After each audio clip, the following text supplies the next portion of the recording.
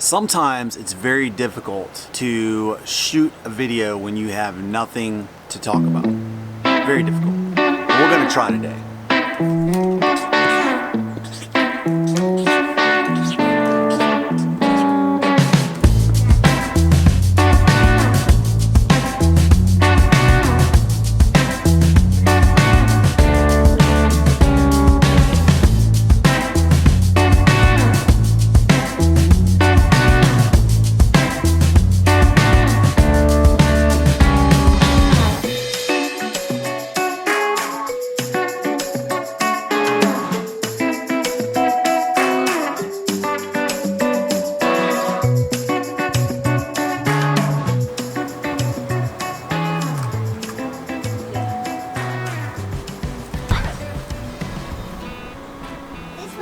Looking back at some of our older videos, it's clear to me that we haven't explained why we are actually stationary. We haven't even mentioned that we're going to be stationary for a year, at least 6 months to a year, in one spot in our RV. Now, why are we choosing to do that? In this video, we are going to tell you why we're taking a break from traveling.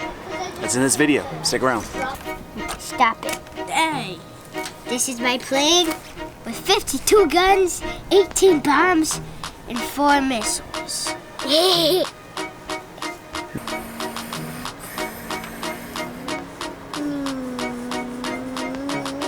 Got dog hair in my coffee. If anyone has a German Shepherd, you know what I'm talking about. There's always hair in everything.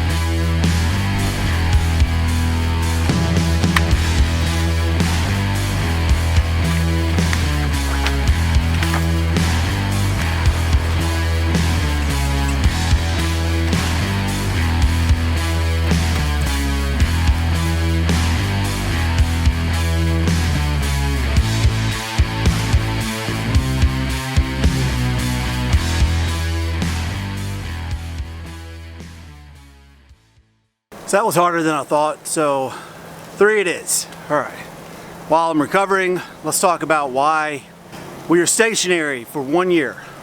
You just did all that and it's 92. 92, no excuse. So I haven't mentioned it much on this channel, but I am a reservist with the US Air Force. But I'm not a traditional reservist, so it's really complicated when I tell people this. So I am what they call an IMA, or an individual mobilization augmentee, which means my job in the Air Force doesn't have a reserve unit. So it's very flexible. It is. It's a catch-22. It's very difficult to keep up with stuff, and 2, it's very flexible. So usually when we travel around, I might get an email about once every 2 weeks saying, hey, is there any way that you can go to X and help support them for 30 days or 60 days? And in most cases, I go ahead and take it because we are traveling full time. It's very easy for us because we are mobile and we are flexible. So it's very easy for us to travel somewhere and help support a unit for 30, 60 days. And it actually helps me get closer to an active duty retirement. So I try to take as many active days as I can. And it turned out that last year, I spent 6 months in San Antonio helping a unit. And I did some good work there. I liked working with the guys, and they invited me back for 1 whole year. So it's actually a good opportunity to stay stationary while we have the baby and while Stephanie recovers. And I actually like the job that I'm doing with the Air Force while I'm here. You know, I can't complain about that. I'm getting paid to do what I really like to do for the Air Force. We're making good things happen, and we're gonna be off the road for a year. Once the baby gets here, we are gonna take some short family trips, probably around Texas, driving distance, and we're definitely gonna record that. That doesn't mean our videos are gonna stop. I'm still gonna publish a video a week. You're probably gonna get tired of seeing my face because now that we are stationary, I'm gonna be pressured to fix everything that's wrong with our rig, and I'm gonna have to record that, or I'm gonna record that as I'm doing it. That's the story in short, why we are stationary for 1 year and we're not traveling. I almost forgot.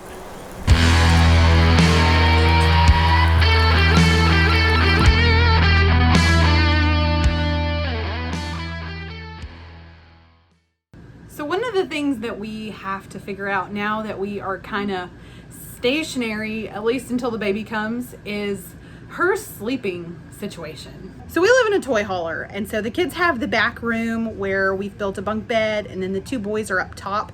We actually moved Jackson from the bunk bed up to the top with Braden on the loft. So we have the empty space on the bunk bed, but obviously we're not going to put a baby in the bunk bed. So we have to figure out where she's going to sleep when she's little bitty, and probably in our room. So what we have decided is that we are going to put her in our room in the beginning, obviously, because I'll be nursing and getting up with her in the middle of the night and all that stuff. So I want her right there with us.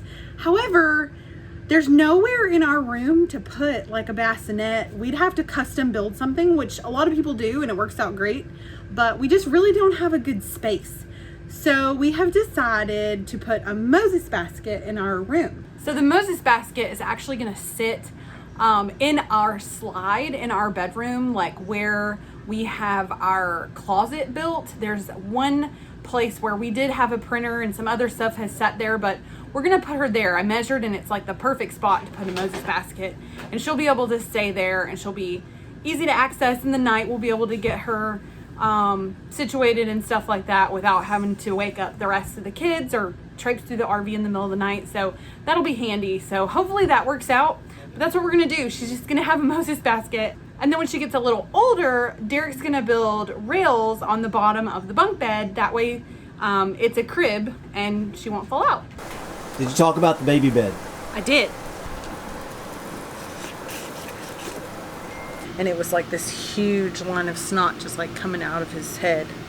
Oh, he didn't even know. It was like...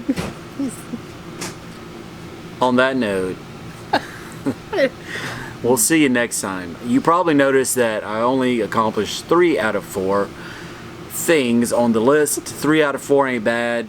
We still have to do the RV floor. You weren't doing all floor. that in a day. No, that's like a 3-day project. So look, if you like our videos, please go ahead and hit subscribe, hit that notification bell, and you'll get notified every time that we post one of these videos about traveling in an RV full-time with kids on a budget. Take care.